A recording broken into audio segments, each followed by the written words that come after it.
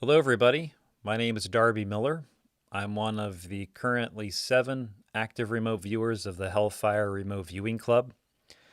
And today we're going to take a look at a project that we recently completed on the Council of 9. Now, for this project, I didn't do any remote viewing sessions. Instead, I was the tasker. And in this case, that means that I chose what the other group of 6 remote viewers was going to take a look at. I wrote a target coordinate, and I sent that target coordinate to the remote viewers. The 6 remote viewers had no idea what the target was. They did the target blind, and they produced a total of 20 remote viewing sessions. And we're going to go over the main themes that came up in their session data in this video. Before we do that, we'll give you a brief overview of the target, the Council of 9, some background information about it, and why I chose that target. At the end of the video, you'll see some screenshots of the 6 one-on-one videos that I did with each of the remote viewers, where we did a deep dive into the entirety of their data.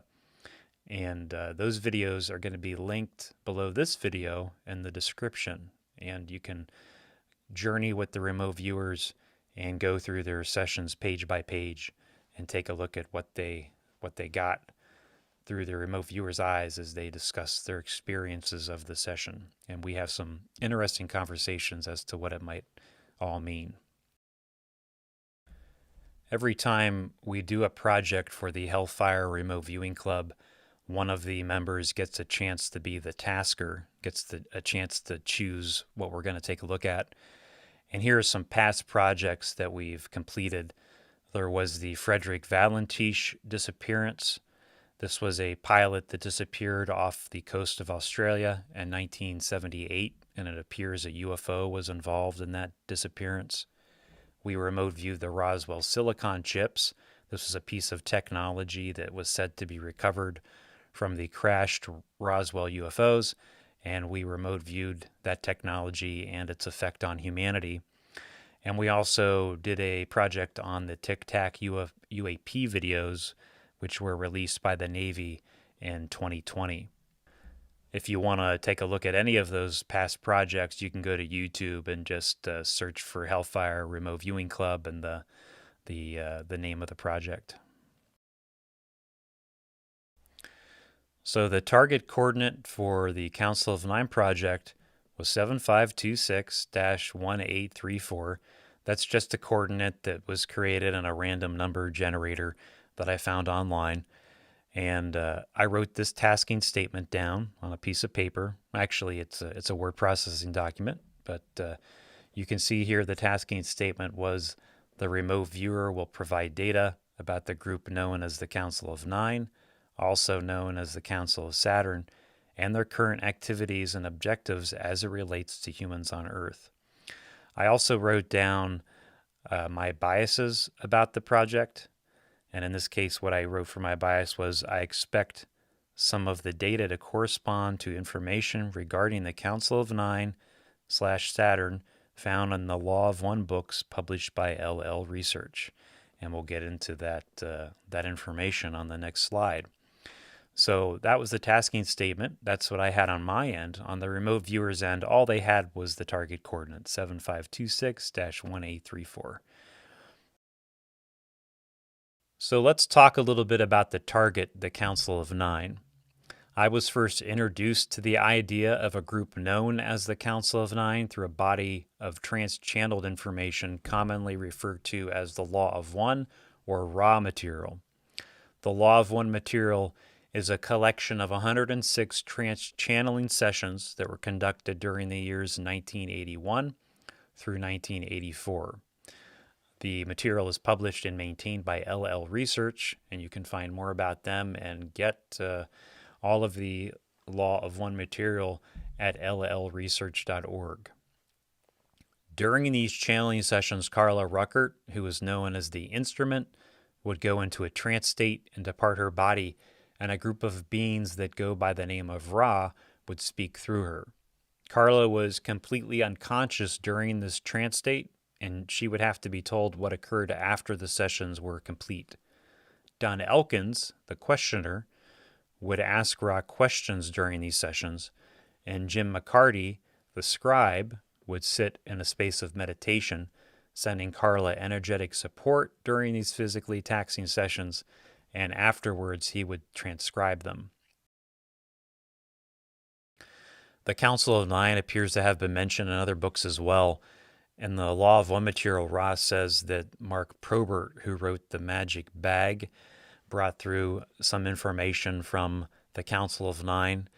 They also mention Andrea Puharich, who wrote the book Yuri, as also being a source of information from the Nine as they go by in that book. I recently completed reading Briefing for the Landing on Planet Earth by Stuart Holroyd, and that book documents some channeling sessions that were done with Andrea Puharich, Phyllis Schlemmer, who was the instrument or the channeler in this case, and Sir John Whitmore, who accompanied them as well. So it was another trio, really, who channeled a group of beings that go by the name of Nine. And Phyllis has her own book entitled The Only Planet of Choice, and that book also contains channeled messages from a group that goes by the Nine. So for the rest of the background information about the Council of Nine in this video, we're going to stick to the Law of One Material, as it was really the main impetus for me choosing the Council of Nine as a target. I'm going to read some excerpts from the Law of One Material. These are excerpts that I retrieved from lawofone.info, which is a website that is a searchable database for the Law of One Material. You can go there and search for any term and see if it comes up and see what Ra had to say about what you're searching for. In this case, I searched for Council of Nine, Council of Saturn, and I'm just going to read a handful of the entries that came up. These are by no means all of what Ra says about the Council of Nine, but what I want to do is give you some background information that I think will provide some context as you go through our session data that the remote viewers created. So the first entry we're going to read here is a question from Don Elkins to Ra. It happened in session 7. And Don says, I have a question here, I believe, about that council from Jim. Who are the members and how does the council function?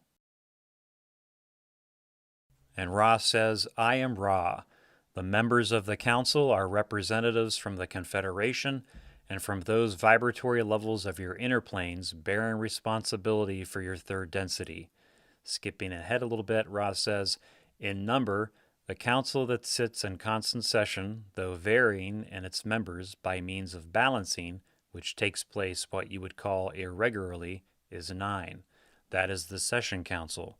To back up this council, there are 24 entities which offer their services as requested. These entities faithfully watch and have been called the Guardians. The council operates by means of what you would call telepathic contact with the oneness or unity of the 9, the distortions blending harmoniously so that the law of one prevails with ease. When a need for thought is present, the council retains the distortion complex of this need, balancing it as described, and then recommends what it considers as appropriate action. This includes 1. The duty of admitting social memory complexes to the Confederation, 2. Offering aid to those who are unsure how to aid the social memory complex requesting aid in a way consonant with both the call, the law, and the number of those calling, that is to say, sometimes the resistance of the call. 3. Internal questions in the council are determined. These are the prominent duties of the council. They are, if in any doubt, able to contact the 24 who then offer consensus judgment thinking to the council. The council then may reconsider any question. In session 6, Don Elkins asked Ra, where is this council located? Ra says, this council is located in the octave or 8th dimension of the planet Saturn, taking place in an area which you understand in third dimensional terms as the rings. Okay, so let's take a step back and go over some of the terms that Ra is using here. If you've never read the Law of One material, it can seem overly complex and hard to understand when you first go through it. So I'm going to go through a few key terms that Ra just mentioned in the excerpts I read. And again, hopefully this will provide some context that will be helpful for you as you go through our session data. So let's first go over the term Law of One. In session 4, Ra says, I am Ra, the law of one, though beyond the limitations of name, as you call vibratory sound complexes. That's Ra's phrase for words, I believe. May be approximated by stating that all things are one, that there is no polarity, no right or wrong, no disharmony, but only identity. All is one, and that one is love light, light love, the infinite creator. So that's one definition that Ra gives for the law of one.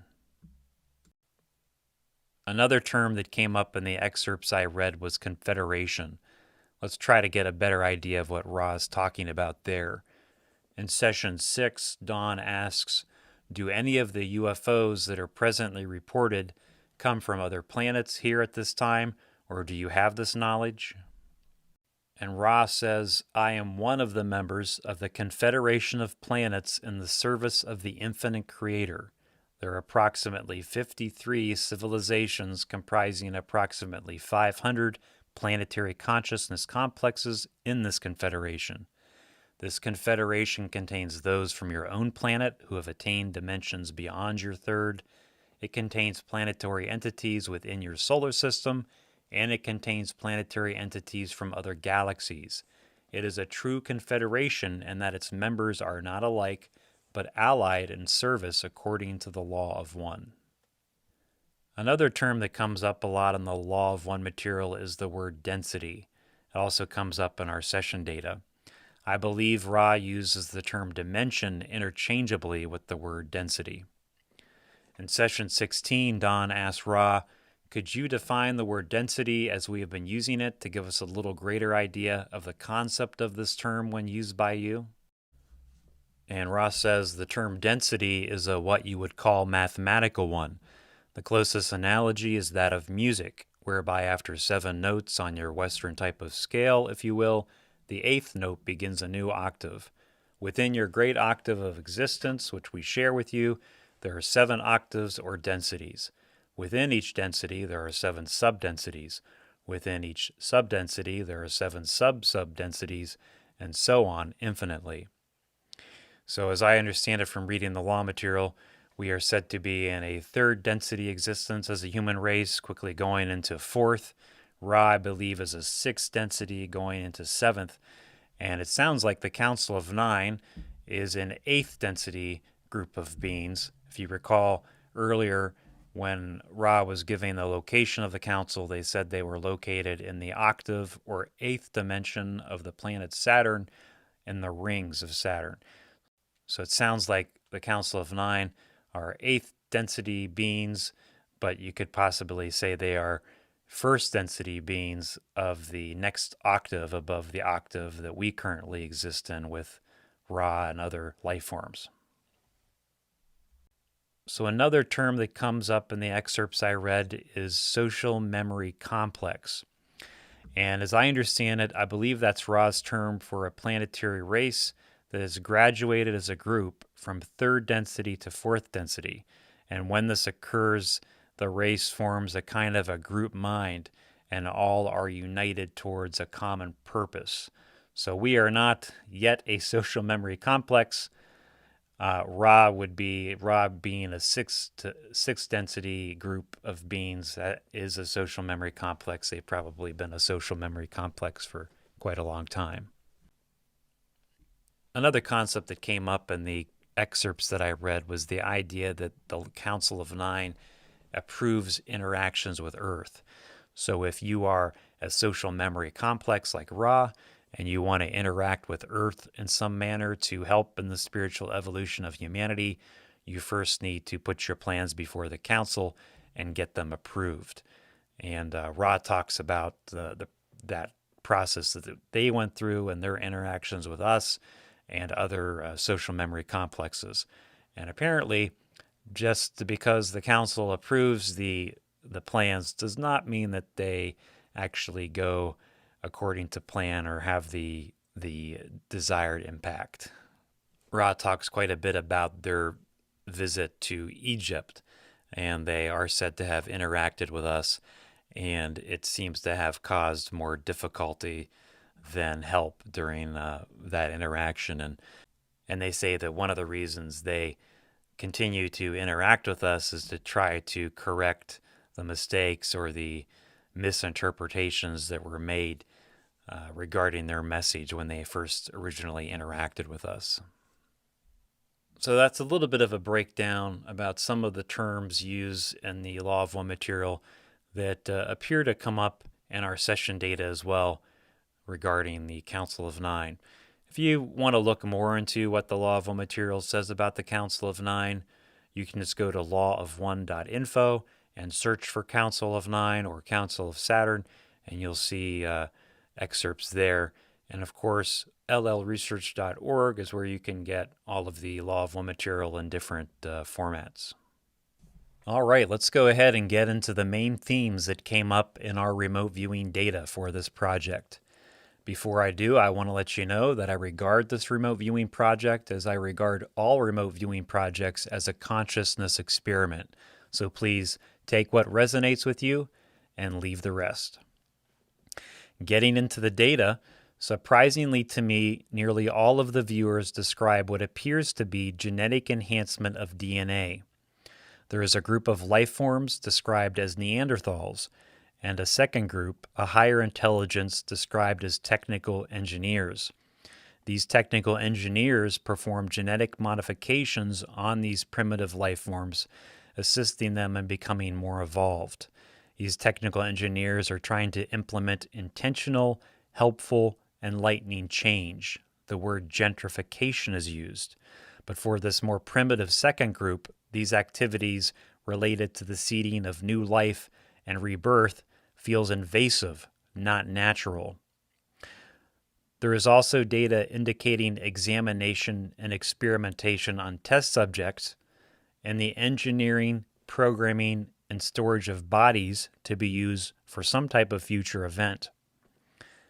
There are multiple attempts at these activities, and they fail many times, but each time refining to a better solution to balance force ratios within the cosmos from a distant point in time and space. Life is being seeded everywhere, creating opportunities for evolution. There is a higher intelligence in our data that is described as a group or council who are like priests, wise, somber, serious, and rigorous towards their duties. They are described as giant-like, large, tall, golden ones on another plane of existence and time. This group may be in charge of keeping the rhythm of cycles and may be involved in healing, guarding, and willing existence into being. They organize, mentor, and guide in a state of silent, dense love. They are described as a collective group of overseers existing in a realm of consciousness without form, and a place where energy consciousness can communicate. One of our remote viewers writes, "This feels like a loose, connected group of differing forms/life, like a working group, council, or similar. Naming it doesn't feel important. It's the overall plan, which feels like growth, acceptance, belonging, a community effort. This feels like a softly guiding force in all we do." This group is described as a calm, peaceful, loving, kind, tiered, organized society. They are scientific, communal, enhanced, chosen, wise wanderers. Overall, the primary purpose of this group of beings seems to be assisting in the evolution of life, which has a spiritual evolution component that is communicated via hidden knowledge. This hidden path has hints everywhere and is a progressive step process of enlightenment, a realization of universal love. There were several themes involving movement in our sessions. At least 2 viewers perceived an object that they thought could be a spacecraft moving through space. One viewer describes a movement of a population from one planet to another a long time ago. This movement involved traveling through the stars, tunneling into land, and the moving between densities. 2 viewers perceived an enclosed, otherworldly object with strong energetic properties that was being moved and protected, being hidden in plain sight. The object could be dangerous if misused and appeared to have some type of artificial consciousness that could communicate. 2 viewers describe a downwards movement of energy through a structure and into an individual or individuals. This energy is loaded with data, like an information download, and causes a life-changing transformational experience. 2 viewers describe a powerful planetary energy radiating from one location and directed to another. This energy is scary, possibly destructive, but important for growth. It is experienced as healing, white, radiating energy, beautiful, loving, kind, compassionate, a gift. One viewer describes moving energetics as light, moving through space, touching everything it encounters, never stopping. 2 viewers perceived a rotating tube-like or drill-like object with tiers and levels, spinning, boring, or drilling. One viewer connects this to the concept of movement through time and space. Multiple viewers picked up on repeating cycles of creation and destruction, of thriving and decline, and the idea of consciousness layers, step sequences, and dimensions. Evolutionary transformative processes involving the term harvesting comes up in the sessions. One viewer writes, "This is species-wide the growing of a crop, but that crop is a civilization, an emergence, gratitude, coming into one's own as a collective, a joining or conjoining, becoming members of a society, a new connection. This is the gift, but the price is the death of the old to birth the new." And as we draw this introductory video to a close, you can see 6 screenshots of the one-on-one interviews I did with each of the remote viewers as they went through their remote viewing data in its entirety. And again, you can find these videos linked below this video in the video's description. That's all for now. We hope that you join us again for another Hellfire Remote Viewing Club project. Until then, be well.